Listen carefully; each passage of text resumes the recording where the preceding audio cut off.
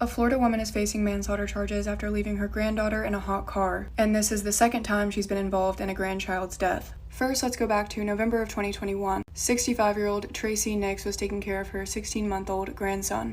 This is Ezra, and 3 days before Christmas, Tracy's husband was rocking Ezra to sleep when he left to run some errands. Ezra was left on the recliner, and Tracy was on a nearby couch, awake. Tracy would later tell police that she was asleep when her husband left. She says she woke up and couldn't find Ezra. She gets in her car, goes down the driveway, and calls her husband. She said that as soon as she turned around, she saw Ezra face down in a pond. Tracy starts performing CPR, and a neighbor calls police after hearing her screaming. Ezra's mother, Kayla, got a call that something happened to her son. She immediately drives over. She ends up getting into a head-on collision because she was so desperate to see her son. And this happened while she was 6 months pregnant. Ezra passed away at the hospital. Months later, Uriel is born in March of 2022. After Kayla lost her son, she didn't trust her mother at all. Over time, though, Kayla started to let Tracy back into her life and have supervised visits. She truly believed it was an accident and wanted her mom to stay in her life. She said, "I thought I could believe in second chances." Fast forward to November 1st of last year.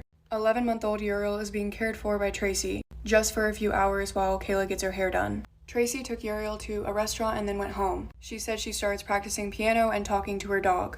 Hours pass. Some of Tracy's grandsons get to her house. All of a sudden, she realizes that 7-month-old Uriel was still strapped inside the SUV. The windows were up and temperatures reached 90 degrees. Tracy's husband immediately performed CPR, but Uriel passed away. Tracy's been charged with aggravated manslaughter, and she could face up to 30 years in prison. Her daughter said that she needs to go to prison. She said, "I will fight for them. I want justice for my son because he didn't get that." Tracy is either out on bond or currently in a mental health treatment. This girl went missing, and when they found her, she was not normal. There was a young girl named Mia who went missing.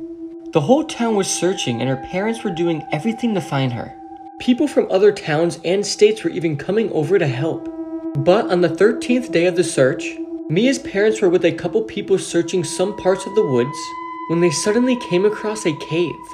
They then went inside and saw Mia sitting there smiling. Her parents then smiled in joy and couldn't believe they found her. But as they got closer, they noticed her eyes were completely white and her mouth and hands were covered in blood. There's an update on the girl who claims to be Madeline McCann. For those that don't know, Madeline McCann went missing while on vacation with her family in 2007. Madeline was never found, but this girl is claiming to be her. Well, she just submitted a DNA test to prove that she's Madeline, but so far the DNA test is not going well at all for her. Right now, the DNA test that she submitted is very worrying to doctors, because after looking at her DNA, they think that she might have leukemia and a whole host of other health problems. Now, they haven't been able to determine if she is Madeline yet or not, but I will keep y'all up. Who was the demonic spirit otherwise known as Bathsheba? In the movie The Conjuring, the mother Carolyn gets possessed by a demon named Bathsheba, and I actually did some research, and this demon is actually very much real. Bathsheba Sherman was born in 1812 and married a farmer. She then moved into the real-life Conjuring house, and that is where she picked up witchcraft, and as you guys know, not all witchcraft is used for evil. However, what she was doing was straight from hell. One night something triggered her and she sacrificed her son to Satan, cursed the land, and threatened anyone who lived there. And she went outside and hung herself, and the hanging is actually briefly shown in the movie The Conjuring. What actually happened to Elisa Lam? On February 19, 2013, guests at the Cecil Hotel in downtown Los Angeles complained of water problems, specifically brown-colored water that had a weird taste. But when the hotel staff went to the roof to check the water tank, they would uncover a mystery that till today remains unsolved. Floating inside the tank was the deceased naked body of 21-year-old Elisa Lam. Prior to this, Elisa was reported missing for weeks. A strange and unusual clip of her acting out inside the hotel elevator was believed to be her last known sighting, where she was seen hiding, then pressing all the buttons and speaking to someone who wasn't there. A deeper investigation further revealed that she had been posting a string of unusual posts to her Tumblr account, indicating that she was being followed and stalked by someone ever since she landed in Los Angeles. Even though the circumstances leading to her death remain unknown, it was ruled that she died of drowning in the water tank. However, skeptics are still trying to figure out. Yeah, I got the FBI on my ass, dude. About what? About killing Sarah. That's not even the worst part. The worst part of it is, I thought I was walking out 50 grand, 100 grand in my pocket. She had one safe, and she took money out, and she only had 10 grand. She goes to walk out the front door, I choke her out, drag her. My biggest problem was the dog, and her dog laid there and watched as I killed her. Didn't do anything.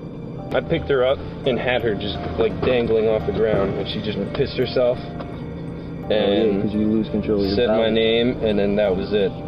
And it took me a half an hour to kill her. I thought I was going to be able to choke her out and have her out in like a couple minutes.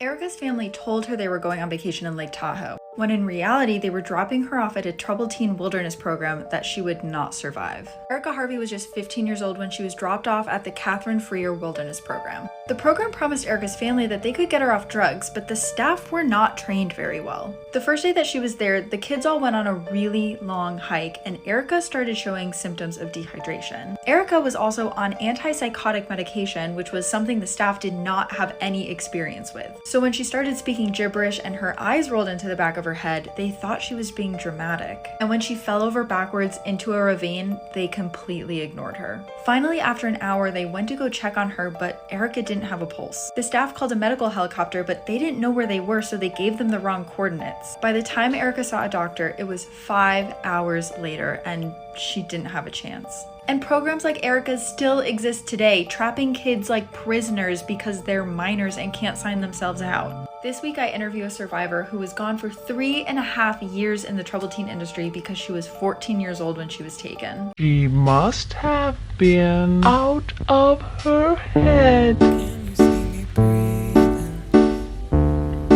This creepy guy was caught licking these people's doorbell for over 3 hours. Here's some of the most disturbing videos ever caught on Ring cameras. This doorbell randomly rang one night and no one was there, but it did pick up some demonic noises.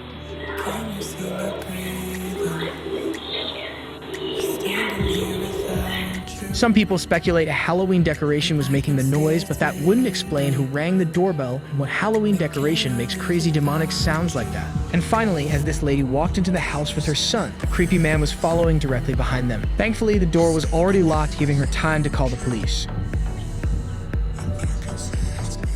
The body parts of 28-year-old model and social influencer Abby Choi were discovered a week ago concealed in pots of human soup. On February 25, 2023, investigators discovered a Dexter-esque, splatter-proof body disposal workshop in a rented 3-story home. 2 women's legs were found in the fridge. Choi's decapitated head was eventually located in one of the soup pots, boiling underneath carrots and green radishes. A layer of thick fat, several ribs, and minced human meat were also discovered in these soup pots. The gruesome murder was allegedly meticulously arranged by Choi's ex-husband Alex Kwong and his parents and his brother. Weeks prior to the killing, the Kwong family allegedly rented a 3-story house in the Tai Po district of Hong Kong. In the flat, police discovered a grisly butcher's shop, equipped with meat grinders, chainsaws, large knives, and meat cleavers, a hammer, face shields, gloves, and long black raincoats, along with Choi's purple handbag containing her ID and her credit cards. To some, this murder feels like it came from a sadistic family fantasy spawned by jealousy. Were they planning on eating her? The motive allegedly involved a family dispute over a luxury apartment worth 73 million Hong Kong dollars. Authorities believe that Choi was planning to sell the property as she was the one who purchased it, but it was placed in her former father-in-law's name to save taxes. The Kwong family reportedly lived on the property. On February 21, 2023, Anthony Kwong, Alex's brother and Choi's former brother-in-law, who also served as Choi's personal driver, offered to give her a ride to pick up her daughter from school. After picking Choi up, Anthony allegedly drove to the entrance of the Lion Rock Tunnel. The vehicle stopped in the tunnel and Choi's ex-husband entered the car. A hole was discovered on her skull behind her right ear, believed to be caused by a hard object. Choi's torso and hands are still reportedly missing and feared to have been thrown out. This past Valentine's Day, showing herself on the cover of a French magazine, Choi said, "Grateful for this recognition and for the continued support along the way." The 28-year-old victim was also the mother of 4 young children. She leaves behind 2 sons and 2 daughters placed in her mother's care.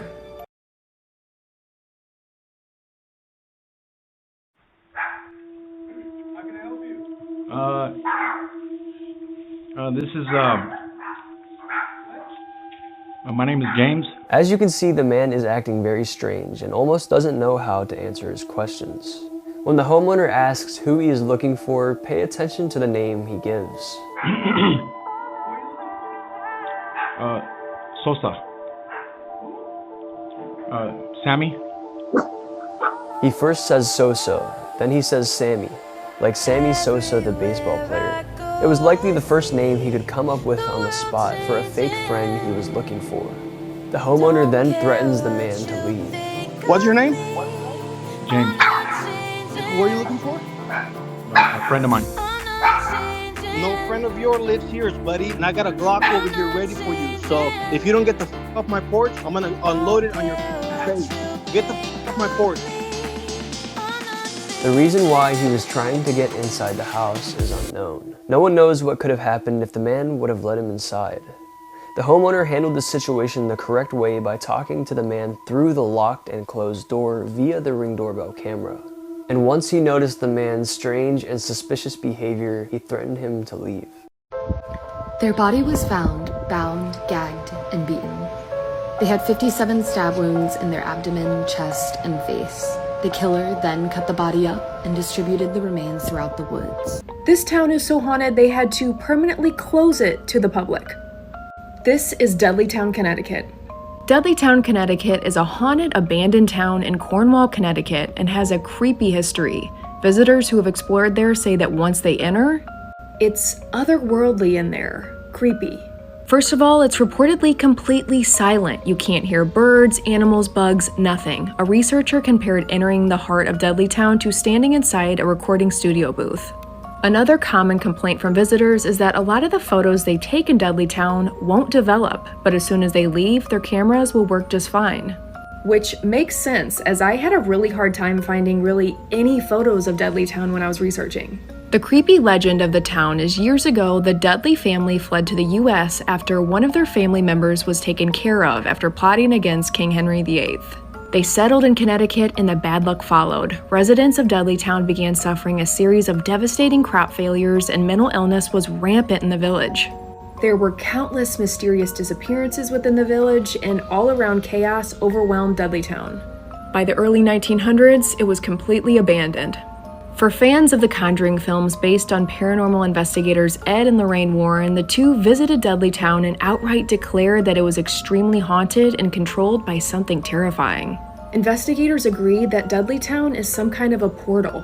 But here's where it goes from spooky to downright bizarre. The owners, the Dark Entry Forest Association, closed Dudleytown to the public and don't do anything to dispel the rumors. In fact, they refuse to be interviewed for the most part, and the owners go to great lengths to conceal their identities.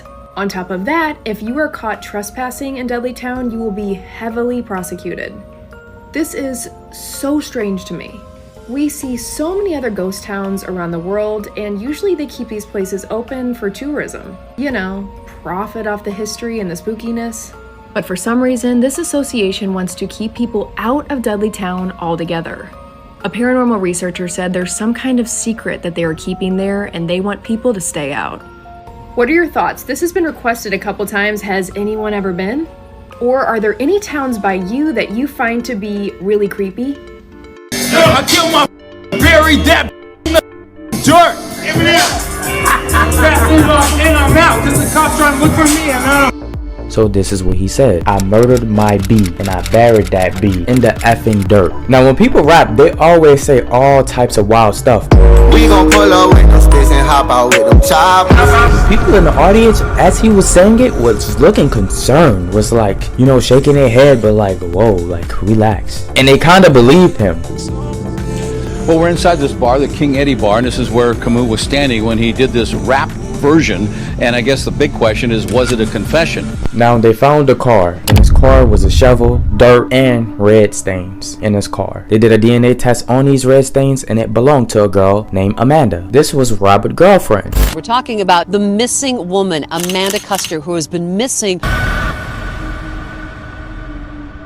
for more than 10 days. But there was no sign at all of Custer, 31, in the car. But a neighbor came out and said, I saw my neighbor, which is Robert. It looked like he was carrying a body that was not alive, obviously. He put it in the truck. Now, there's something y'all have to notice. Me editing here, hi. But they studied this guy every step the day Amanda went missing. Everywhere he went. A family vlogger on TikTok has been accused of committing horrible crimes against his 9 adopted sons. I'm about to talk about a lot of things, but I honestly think this is just the tip of the iceberg. Since 2017, Haim Cohen has documented his life online as a single Orthodox Jewish man raising his 9 adopted sons. On 2 TikTok accounts and a YouTube channel, he posted to hundreds of thousands of people. In 2019, Cohen was charged with indecency with a child after an exchange student from Spain stayed with him and was essayed. Despite that charge, Cohen was allowed to keep his 9 adopted sons, who ranged from 4 to 14 at the time. By the way, these weird #1 dad edits were posted to his Facebook, and I think that he made them, not his children. On January 30th of this year, one of the sons made an anonymous call into a podcast.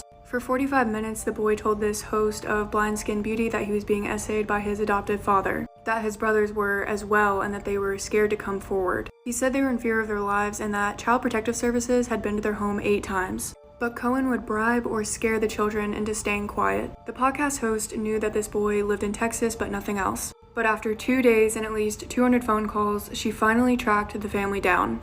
Thanks to Cohen's large social media presence, it wasn't hard. She filed a police report, and they found out that the boy had called from Cohen's home via his IP address. Within a couple of days, Cohen was arrested for essaying his son. After interviewing all the children, at least 5 more have come forward about the essay. And 2 weeks ago, Cohen was faced with nearly a dozen new charges. It's been reported that this abuse has been going on for at least 6 years. He also allegedly beat them with belts and doused them with pepper spray, among other horrible things. Cohen's identity is also being called into question. In interviews, he's claimed to be raised Jewish in New York City, but he was actually born in Odessa, Texas. And he was born as Jeffrey Vagel. He changed his name multiple times before settling on Haim Cohen in 2010. And the only time he claimed to convert to this religion and not be born into it is when he requested to adopt a Jewish name in court. But all other times he said he was born and raised Jewish. He also stated that all 9 of his adopted sons were born Jewish, but a lawyer said that that was false. Cohen has also made up stories about how these boys ended up in care, at one point claiming a boy's parents died in a car crash, when in reality the dad had unalived himself and the mother had her rights taken away for several reasons. Cohen changed his adopted sons' names and forced them to dress and act as if they were born Jewish. Apparently one person in the Orthodox community quickly realized that Cohen was a fraud and said that Cohen was Ted Bundy level sociopath. The children have also reported that he has been faking illnesses and disabilities, that he doesn't actually need a wheelchair, that he spit up fake blood in court.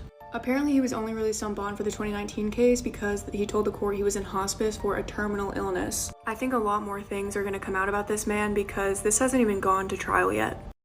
Let's talk about what happened to 22-year-old Leslie Palacio and how her killer is still on the run. Leslie was born on May 5th, 1998 in Las Vegas, and she was the second oldest of 5 sisters. They were all raised by their mother Araceli and their father, and they all described Leslie as a loving, kind, hardworking, and strong person. In 2020, she was studying phlebotomy, and she was also working as a lab assistant who would take people's blood. Leslie loved fitness, she loved health, and she loved spending time with her family. On August 28th, 2020, Leslie was at home trying to make plans to go out. She wanted to go out with her friends, so she texted a couple of people, but no one was able to go out. In that moment, Leslie received an Instagram message from a man named Eric Rangel. Now, Eric wasn't a stranger. He was actually the son of Leslie's godmother. He was a childhood friend, but they weren't really that close as adults because Eric actually had feelings for Leslie. He had asked her out on dates numerous times, but Leslie always said no because she just didn't feel that way about him. However, on this particular night, Leslie decided to say yes, and she agreed to go out with Eric, but just as friends. She told her sister Kareli that she was going to go out and that she would keep her posted throughout the night. She got ready, and at around 11 p.m., Eric pulled up in his white pickup truck and he picked up Leslie, and the two of them headed out for the night. Their first stop of the night was at the Longhorn Hotel and Casino, and the two of them headed over to the restaurant area. You can see the two of them on camera eating, hanging out, and it seems like everything is fine. They were there for a couple of hours and they left the bar at around 2 a.m. Now, as I mentioned earlier, Leslie was keeping her sister Kareli posted about what was going on. Around 4:40 in the morning, Leslie texted Kareli and said, "Dude, I gotta talk to you about some shit." Kareli immediately replied and she asked her sister,